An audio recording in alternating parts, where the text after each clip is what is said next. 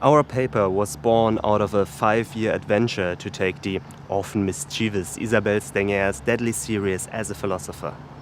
A veteran of the science was, Stengers is neither content with repeating postmodern deconstruction ad nauseum, nor with happily engaging in unreconstructed claims of universal truth.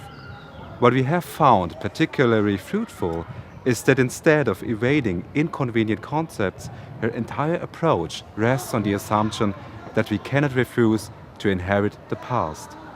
She frequently stresses that she conceives her cosmopolitical proposal as a European philosopher, not a decolonizing anthropologist.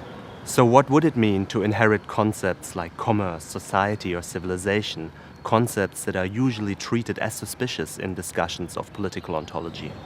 Stengers' cosmopolitical proposal draws on the work of the British mathematician turned cosmologist Alfred North Whitehead, who develops a complex cosmology for a civilized universe that places precisely those notions at the center.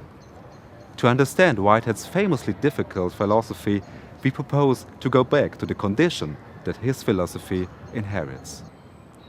This, perhaps unexpectedly, doesn't lead us to the romanticized origin of philosophy with Plato's Socrates, but to the non-philosophical condition of philosophy in the funeral oration given by the Athenian general Pericles, which Whitehead treats as the first explicit defense of civilization as the victory of persuasion over force.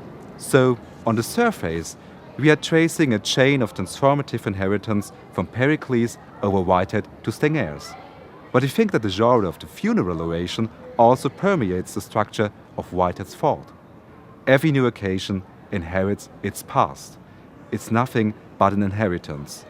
But to inherit doesn't mean that we are doomed to repeat that past.